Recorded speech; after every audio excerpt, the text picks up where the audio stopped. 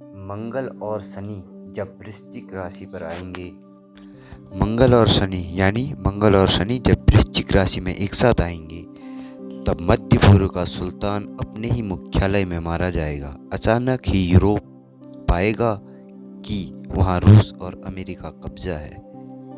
Europe में दो पेटों का शोर खत्म हो चुका होगा। रक्तपात, मरते हुए चीखें और जलते हुए नगरों का धुआं खत्म हो गया होगा।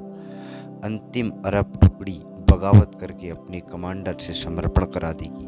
तीसरा विश्व युद्ध तब खत्म हो जाएगा। इस छंद इस प्रकार से इन्होंने लिखा है जो हर किसी व्यक्ति के समझ से बाहर है। और एक जैसे कि बीमारी फैलाने वाली तरंगों की वजह से भीषण अकाल फैलेगा। इसका असर आर्कटिक की ओर से आने वाले बादलों के साथ दूर तक जाएगा। इसी वक्त धातु का एक पंखदार गोला 270 मील ऊपर आकाश में होगा। तब दूसरों के कानूनों और समझौतों का ध्यान नहीं किया जाएगा। व्याख्याकारों ने इस भविष्यवाणी को विस्तृत रूप से समझने में सफलता पाई है। मौसम विज्ञान की दलीलों के साथ यह भी सिद्ध कर दिया है कि चीन ऐसा जीवाणु आक्रमण भी कर सकता है, इससे नुकसान नहीं पहुंचेगा। उत्तरी ध्रुवीय देशों में बादल, मानसून और वायु का चक्र उच्च दबाव के क्षेत्र के कारण दक्षिण की ओर रहता है।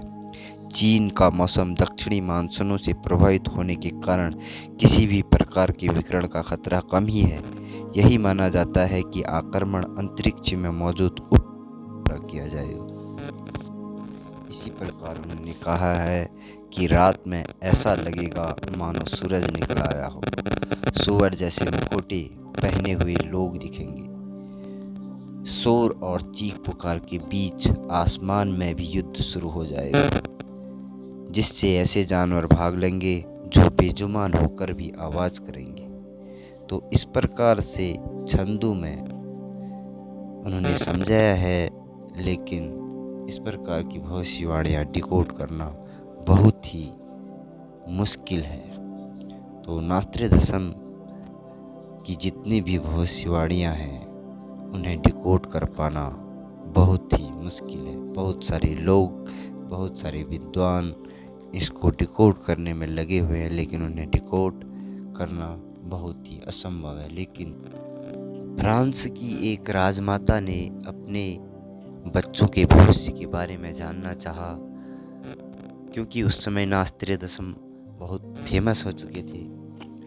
तो नॉस्ट्रेडमस यह जानते थे कि उस शाही परिवार के अधिकांश सदस्य जो है बगावत में मारे जाएंगे। तो उन्होंने कहा, ताबूत रखा होगा लोहे के कमरे में, वहीं होंगे सम्राट के सातों बच्चे, तब आएंगे उस पार से देखने अपने वंश के फलों का अंत। राजमाता ने यह कहकर नॉस्ट्रेडमस को विदा कर दिया कि मेरे बच्चे एक साथ होंगे, यह मेरे लिए संतोष की बात है।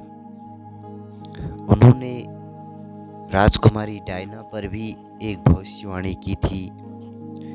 उन्होंने यह लिखा कि वह शादी बड़ी धूमधाम से होगी, लेकिन अंत सास अपनी बहू से चिढ़ेगी, उसका प्रेमी मारा जाएगा और बहू की दुर्दशा होगी।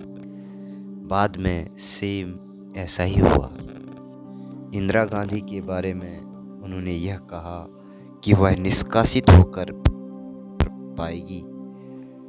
इस बार दुश्मन साजिश करने वालों का साथ देंगे।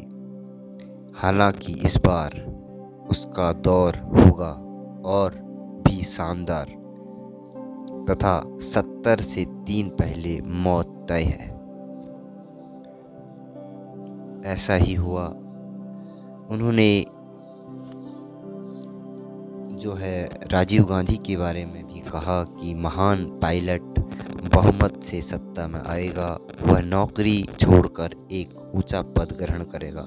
7 साल बाद वह मारा जाएगा। एक बर्बर सेना वर्निस सोनिया जो इटली की है सहम जाएंगी। धर्म के बारे में भी उन्होंने कहा है कुछ ही समय बाद धर्म बांटेगा लोगों को, काले और सफ़ेद तथा इन दोनों के बीच वाले लाल और पीले अपने अधिकारों के लिए लड़ेंगे। रक्तपात, भूकंप, बीमारियां, अकाल, युद्ध और भूख से मानवता बेहाल होगी। अपने पहले छंद में वो कहते हैं कि एक पीतल की तिपाही जिस बर्तन में उन्होंने पानी रखा था वह अपने पलंग के नीचे रखा था।